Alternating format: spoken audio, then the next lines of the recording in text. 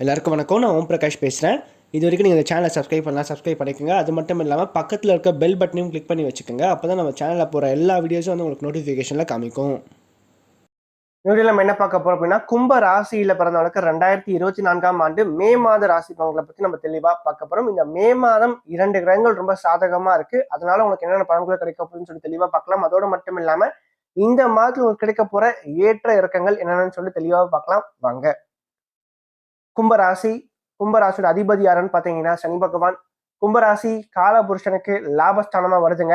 லட்சணங்களை பொறுத்த வரைக்கும் கும்பராசியில அவிட்டம் 3 மற்றும் 4ஆம் பாதமும், சதயம் முதல் 4 அட்சர பாதங்களையும், பூரட்டாதி முதல் 3 அட்சர பாதங்களையும் கொண்டுள்ள ஒரு ராசி தாங்க இந்த கும்பராசி. கும்பராசிக்காரங்களை பொறுத்த வரைக்கும் ரொம்ப ரொம்ப ஒரு துன்ப ராசி அப்படின்னே சொல்லலாம். சரிங்களா? ஏன்னா வாழ்க்கையில அவ்வளவு கஷ்டங்கள், சொல்ல முடியாத துயரங்கள். ஒரு மனுஷன் எவ்வளவு கஷ்டப்படக்கூடாதோ அந்த அளவுக்கு அதிகமான கஷ்டங்கள், அதிகமான துயரங்கள் இன்றைய காலகட்டத்துல கும்பராசிக்காரங்க பட்டுட்டு இருக்காங்க. ஏன்னா அவ்வளோ, அதாவது வாயை விட்டு அழுவ முடியலங்க, அந்த அளவுக்கு கஷ்டங்கள்ங்க. அதாவது அது மாதிரி அது மட்டும் இல்லாம சனி வந்து ராசிக்குள்ள எப்ப வந்தாரோ அன்றையிலிருந்து மன அழுத்தம் கண்டிப்பா இருக்கும், வயதிற்கு ஏற்ற மாதிரி. மேலும் வந்து பாத்தீங்கன்னா கடந்த காலங்கள்ல ராசிக்குள்ளேயே சனியும் செவ்வாயும் சேர்ந்து இருந்தாங்க, அது இன்னும் சுத்தம். இதற்கெடுத்தாலும் ஒரு தோல்வி மனப்பான்மை, ஒரு தாழ்வு மனப்பான்மை, ஒரு தயக்கம், ஒரு மனசுல ஒரு நெகட்டிவான தாட்ஸ் அதிகமா இருக்கிறது, எதுலையுமே ஒரு தைரியமா முன்னின்று செய்ய முடியாத ஒரு சூழ்நிலை. அது மட்டும் இல்லாம எதற்கெடுத்தாலும் ஒரு தடங்கல்கள் வாழ்க்கையில கண்டிப்பா இருந்திருக்குங்க. குறிப்பா தொழில் ரீதியாகவும் சரிங்க, குடும்ப வாழ்க்கையும் சரிங்க, நிறைய பிரச்சனைகள், மனஸ்தாபங்கள், கருத்து வேறுபாடுகள் நிறைய கும்பராசிக்காரங்களுக்கு கடந்த காலங்கள்ல இருந்திருக்கும், சிலருக்கு இருந்துட்டு இருக்கும் இன்றைய காலகட்டத்திலையும் கூட. ஸோ அப்படிப்பட்ட உங்களுக்கு இப்ப வந்து மே மாதம் 1ஆம் தேதியிலிருந்து குரு பயிற்சி நடக்க போகுதுங்க. இந்த குரு பயிற்சி ஓரளவுக்கு மாற்றத்தை கொடுக்குமானா கண்டிப்பா ஓரளவுக்கு வாழ்க்கையில மாற்றங்களை கொடுக்க ஆரம்பிக்கும் அப்படின்னு சொல்லலாம். ஏன்னா கும்பத்தை பொறுத்த வரைக்கும் குரு தான் யோகாதிபதி. சரிங்களா? அதாவது 2க்கும் 11க்கும் ஆதிபத்தியம் பெற்றவர். பொருளாதாரம், பணம் அப்படின்ற விஷயத்த குரு தான் கொடுத்தாகணும். ஸோ அந்த குரு 4ஆம் இடத்துல போறார். இந்த மாதம் முழுக்க 4ஆம் இடத்துல இருக்க போறார். அது மட்டும் இல்லாம ராசிக்கு 3ஆம் இடத்துல சூரியன் இருக்கார். ஸோ இதெல்லாம் ஒரு பக்கம் இருந்தாலும், சில நல்ல விஷயங்கள் வாழ்க்கையில இருந்தாலும், ஏதோ ஒரு விரக்தி, ஏதோ ஒரு தாழ்வு மனப்பான்மை, ஏதோ ஒரு நெகட்டிவான எண்ணங்கள் மனசுல அதிகமா ஓடிட்டு தான் இருக்கும். இந்த காலகட்டத்தை பொறுத்த வரைக்கும் கும்பராசிக்காரங்க கொஞ்சம் பொறுமை, நிதானத்தை நீங்க கடைப்பிடிச்சு ஆகணும். அதே மாதிரி பேசுற வார்த்தைகள்ல கொஞ்சம் கவனம் நீங்க எடுத்துக்கணும். எடுத்தோம் கவுத்தோன்னு எந்த ஒரு விஷயத்தையும் செய்யாதீங்க. கொஞ்சம் பொறுமையா நிதானமா பண்ணுங்க. 2ஆம் இடத்துல ராகுவும் செவ்வாயும் சேர்ந்திருக்கிறது பேச்சிலேயே பிரச்சனை தேடி வரும். நீங்க சும்மா இருந்தாலும் உங்க வாய் சும்மா இருக்கான்னு சொல்லுவாங்க பாத்தீங்களா? ஸோ அந்த மாதிரி தேவையில்லாத வார்த்தையை விட்டுட்டு அதன் பிறகு நீங்களே வருத்தப்படுவீங்க. அதனாலே ஒரு பிரச்சனை வரும். அப்போ பேச்சுல கொஞ்சம் கவனம் தேவை இந்த மே மாதத்துல.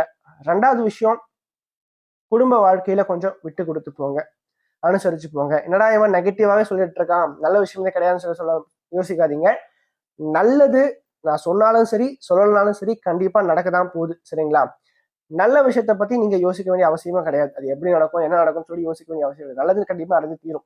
ஆனா இங்க கெட்டதுக்கு தான் வந்து முக்கியத்துவம் தரணும். ஏன்னா இந்த கெட்ட விஷயம் நடக்க போது கொஞ்சம் கவனமா இருந்தா கண்டிப்பா நீங்க கவனமா இருப்பீங்க, அதெல்லாம் தப்பிச்சிருவீங்க. அதுதான் முக்கியமான விஷயம். ஸோ அதனாலதான் நான் சொல்லிட்டு இருக்கேன் இந்த அளவுக்கு. அது மட்டும் இல்லாம நல்ல விஷயங்கள் அப்படின்னு பார்க்கும்போது இந்த காலகட்டத்தை பொறுத்த வரைக்கும் ஓரளவுக்கு நல்ல விஷயங்கள் கண்டிப்பா இருக்கு, இல்லைன்னு சொல்லல. ஆனா முக்கியமா நீங்க தெரிஞ்சுக்க வேண்டிய விஷயம் அப்படின்னு பார்க்கும்போது கொஞ்சம் பொறுமை அதிகமா தேவை இந்த மாதத்துல. பேச்சுல கொஞ்சம் கவனம் தேவை. குடும்பத்துல கொஞ்சம் விட்டு கொடுத்து போங்க. அது மட்டும் முக்கியமா நீங்க கவனிச்சீங்கன்னா சிறப்பா இருக்கும் இந்த காலகட்டத்தை பொறுத்த வரைக்கும். சரி, 4ஆம் இடத்துல குரு பகவான் இருக்கிறது 10ஆம் இடத்தையும், ராசிக்கு 12ஆம் இடத்தையும் 8ஆம் இடத்தையும் பார்வை செய்வார். ஸோ தொழில் செய்யறவங்களுக்கு குறிப்பா இந்த காலகட்டத்தில் தொழில் ரீதியான இந்த பிரச்சனைகள் கண்டிப்பா ஓரளவுக்கு மெல்ல மெல்ல சரியாகும். ஓரளவுக்கு வியாபாரம் சூடுபிடிக்க ஆரம்பிக்கும் இந்த காலகட்டத்தை பொறுத்த வரைக்கும். ஏன்னா லாபாதிபதி 10ஆம் இடத்தை பார்க்கறது நல்ல விஷயம் தான். கண்டிப்பா வருமானம் தொழில் ரீதியா உங்களுக்கு கிடைக்கும், நல்ல ஒரு ஏற்றம் கிடைக்கும், நல்ல ஒரு லாபம் கண்டிப்பா கிடைக்க போது இனி வரும் காலகட்டங்கள்ல மெல்ல மெல்ல மாற்றங்கள் கண்டிப்பா நீங்க எதிர்பார்க்க முடியுங்க.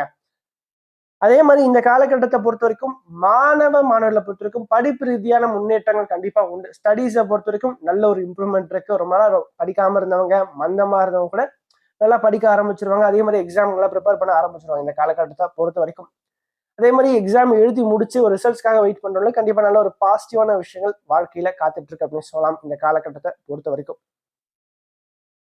அதுக்கடுத்து இந்த மாத்துடைய 2வது பகுதியில பாத்தீங்கன்னா ராசிக்கு 4ஆம் இடத்துல சுக்கிரனும் போய் இணைஞ்சிருவார் குருவோட.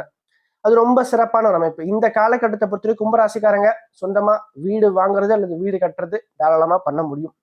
ரொம்ப நாளா ஒரு வீடு கட்டணும் அல்லது ஒரு வீடு வாங்கணும்னு சொல்லிட்டு ஒரு லோன் அப்ளை பண்றீங்க, அல்லது ரொம்ப நாளா வாங்கணும்னு வெயிட் பண்ணிட்டு இருக்கீங்கன்னா இப்ப வந்து கண்டிப்பா வாங்க முடியும். நினைச்சா கண்டிப்பா முடிஞ்சிருங்க. உடனே ட்ரை பண்ணுங்க, கண்டிப்பா கிடைக்கும். அதோட மட்டும் இல்லாம இந்த காலகட்டத்தை பொறுத்த வரைக்கும் வண்டி வாகன வசதியும் நினைச்சவங்களால அமைச்சிக்க முடியுங்க. ஸோ சொந்தமா ஒரு வண்டி வாங்குறது அதற்கான நல்ல ஒரு காலகட்டமா இந்த காலகட்டம் கண்டிப்பா இருக்க போகுது அப்படின்னு சொல்லலாம். ஸோ ஸ்டூடெண்ட்ஸுக்கும் நல்ல ஒரு காலகட்டம் இந்த காலகட்டம் அப்படின்னு சொல்லலாம். அதுக்கடுத்து வந்து பாத்தீங்கன்னா ராசிக்கு 3ஆம் இடத்துல சூரியன் இந்த மாதிரி முதல் பகுதியில உச்சமா இருப்பாருங்க. ஸோ முதல்ல வந்து உங்க வாழ்க்கை துணையர்கிட்ட நீங்க விட்டு கொடுத்து போங்க. அவங்க சொல்றத கொஞ்சம் அட்ஜஸ்ட் பண்ணி அனுசரிச்சு கேளுங்க. கண்டிப்பா சிறப்பா இருக்கும் இந்த காலகட்டத்தை பொறுத்த வரைக்கும். அதே மாதிரி என்ன இருந்தாலும் 3ஆம் இடத்துல சூரியன் உச்சமாகிறது மனசுல ஒரு தைரியம், தன்னம்பிக்கை கண்டிப்பா அதிகரிக்கும். எந்த ஒரு விஷயத்தையும் என்னால செய்ய முடியும்ன்ற ஒரு எண்ணம், ஒரு பாசிட்டிவான விஷயங்கள் மெல்ல மெல்ல மனசுல கண்டிப்பா அதிகரிக்க ஆரம்பிக்கும். அதே மாதிரி ராசிக்கு 5ஆம் வீடுன்னு சொல்லப்படக்கூடிய புதன் இந்த மாதத்துடைய 2வது பகுதியில ராசிக்கு பாக்கிய ஸ்தானத்தை பார்வை செய்கிறார். அப்போ திருமணமாகி குழந்தை பாக்கியம் யாருக்கெல்லாம் இல்லாம இருக்கோ, யாருக்கெல்லாம் குழந்தை பாக்கியம் காலதாமதமாயிட்டு இருக்கோ, அப்படிப்பட்ட உங்களுக்கு இந்த குழந்தை பாக்கியம், புத்திர பாக்கியம் தற்போது கிடைக்குங்க. அதற்கான வாய்ப்புகள் கண்டிப்பா தேடி வரும் அப்படின்னு சொல்லலாம். அல்லது நீங்க ட்ரீட்மெண்ட் ஏதாவது எடுக்கிற மாதிரி அந்த ட்ரீட்மெண்ட் கண்டிப்பா இப்போ வந்து சக்சஸ் ஆகிறதுக்கான வாய்ப்புகள் சற்று அதிகமா இருக்கு இந்த காலகட்டத்தை பொறுத்த வரைக்கும். அதே மாதிரி ராசிக்கு 8ஆம் இடம், 12ஆம் இடம் குரு பார்வையில இருக்குங்க. இந்த 2 இடங்களையும் குரு பார்வை இருக்கிறதுனால கண்டிப்பா நல்ல ஒரு காலகட்டமா இருக்கும். சொந்த இடத்தை விட்டு வெளிநாடு போறது, வெளியூர் போறது, இது சம்பந்தப்பட்ட விஷயங்கள் கண்டிப்பா சாதகமா அமைஞ்சு முடியும். பயணங்களால் ஆதாயம் நிச்சயமா உண்டு இந்த காலகட்டத்தை பொறுத்த வரைக்கும். அதே மாதிரி குடும்பத்தோட ஒரு சுற்றுலா மாதிரி போயிட்டு வர்றதுக்கும் இந்த காலகட்டம் கண்டிப்பா உறுதுணையா இருக்கும் அப்படின்னு சொல்லலாம். மேலும் அப்ராட்ல ஜாப்காக ட்ரை பண்றவங்க கொஞ்சம் நீங்க பொறுமையா நிதானமா இருங்க. இந்த வருஷம் அதாவது இந்த அக்டோபர் நவம்பருக்கு பிறகு வெளிநாடு போறதுக்கு முயற்சி பண்ணுங்க. தற்போது வேண்டாம். ஏன்னா எப்பவுமே உன்னை கேட்டுக்கங்க, இந்த ஜென்ம சனி நடக்கும்போது இந்த மாதிரி ஏதாவது ஒரு இடத்துல போய் காசை போட்டு லாக் ஆகுறது, அல்லது லேண்டோ அல்லது வீடு வாங்குறேன்னு சொல்லிட்டு அங்க போய் காசை போட்டு லாக் ஆகுறது. ஸோ இந்த மாதிரியான விஷயங்கள் கண்டிப்பா இருக்கும். ஒரு சிலருக்கு அந்த ஜாதகத்தினுடைய வலுவிற்கு ஏற்ப உங்க சுய ஜாதகம் வலுவா இருந்தா இதுல மாட்ட மாட்டீங்க. ஸோ சுய ஜாதகம் கொஞ்சம் பலம் இழந்து இருக்கிறவங்க கண்டிப்பா இதுல கொஞ்சம் கவனம் தேவை. அப்போ பணத்தை நீங்க ஒரு வெளிநாடு போறதுக்கு ஏதோ ஒரு ஏஜென்சி கிட்ட போய் நீங்க காசு கட்டுறீங்கன்னு வச்சுக்கோங்களேன். அந்த இடத்துல நம்பிக்கையான ஆளான்னு சொல்லிட்டு ஒரு வாட்டிக்கு 10 வாட்டி விசாரிச்சுட்டு அதன் பிறகு பணத்தை கட்டுங்க. அப்படி கட்டினா இப்ப போலாம். அப்படி இல்லாதவங்க கண்டிப்பா அக்டோபர் நவம்பருக்கு பிறகு வெளிநாடு போறதுக்கு முயற்சி பண்ணுங்க. கண்டிப்பா சாதகமா உங்களுக்கு அமைஞ்சு முடியுங்க. ஏன்னா ஆல்மோஸ்ட் சனி வந்து ராசியை விட்டு விலகி போற சமயத்துல இருக்கார். சரிங்களா? ஆல்மோஸ்ட் இப்ப வந்து பாத்தீங்கன்னா அவிட்டம் சதயம் வந்து மெல்ல மெல்ல பிரச்சனையில இருந்து வெளியே வர போறீங்க இனி வரும் காலகட்டத்துல. கொஞ்சம் பூரட்டாதி நட்சத்திரக்காரங்க மட்டும் கொஞ்சம் கவனம் நீங்க எடுத்துக்கணும் எல்லா ஒரு விஷயத்திலையும். சரிங்க? அதோடு மட்டும் இல்லாம இந்த மாத்துடைய 2வது பகுதி பொருளாதார ரீதியா ஓரளவுக்கு சப்போர்ட் பண்ணும். ஃபினான்ஷியலா ஓரளவுக்கு சப்போர்ட் பண்ணும். அதே மாதிரி ரொம்ப நாளா வந்து வேலை இல்லாம இருக்கிறவங்க, வேலை தேடுறவங்களுக்கு இந்த காலகட்டம் ஓரளவுக்கு சாதகமா அமைஞ்சு முடியும். நல்ல ஒரு வேலை வாய்ப்புகள் தேடி வருங்க. மேலும் 12ஆம் இடத்த குரு பகவான் பார்க்கறனால கொஞ்சம் சுப செலவுகளும் வாழ்க்கையில உண்டு அப்படின்னு சொல்லலாம்.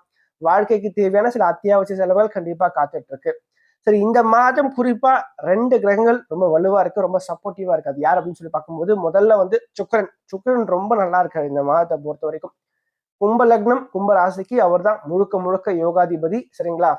சனியை கூட விட்டுருங்க, 2ஆம் பட்சம் தான். முதல்ல சுக்கிரன் தான். அவர் வலுவா இருக்கார். கண்டிப்பா இந்த காலகட்டம் சுக்கிரன் மூலம் சில நல்ல விஷயங்கள், குறிப்பா தாய் தந்தையரை வணங்குங்க. அவங்க மேல முழு நம்பிக்கை வைங்க.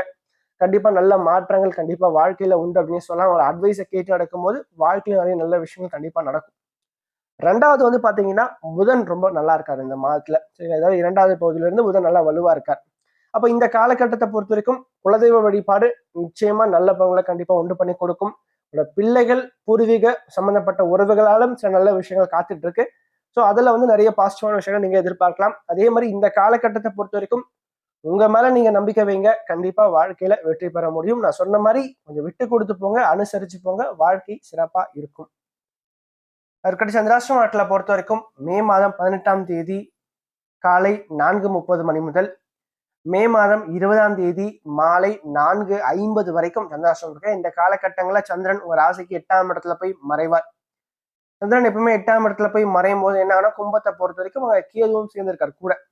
ஸோ இந்த காலகட்டங்களில் 6ஆம் அதிபதி 8ல மறையிறது கொஞ்சம் மன ரீதியான குழப்பங்கள், மன ரீதியான பிரச்சனைகள் கண்டிப்பா கொடுக்கும்.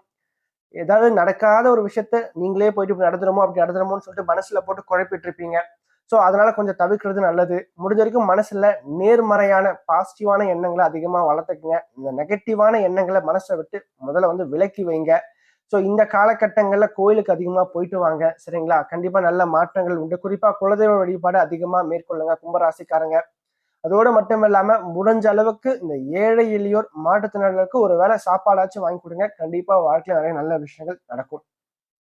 இந்த வீடியோ உங்களுக்கு பிடிச்சிருந்துச்சுன்னா லைக் பண்ணுங்க, கமெண்ட் பண்ணுங்க. அது மட்டும் இல்லாமல் உங்களோட ஃப்ரெண்ட்ஸுக்கும் சரி, உங்களோட ஃபேமிலிக்கும் இந்த வீடியோ ஷேர் பண்ணுங்க. ஏன்னா அவனோட வாழ்க்கையில கண்டிப்பா ஒரு மாற்றத்தை ஏற்படுத்தக்கூடிய வகையில் இந்த வீடியோ இருக்கும். குறிப்பா சொல்லப்போனால் கஷ்டத்தில் இருக்கக்கூடியவங்களுக்கு இந்த வீடியோ ஷேர் பண்ணுங்க. அவனோட வாழ்க்கையில் ஒரு தன்னம்பிக்கை ஊட்டுறதுக்காகவும் ஒரு மாற்றத்தை ஏற்படுத்தும் வகையில் இந்த வீடியோ நிச்சயமா அவனோட வாழ்க்கையில அமையும்.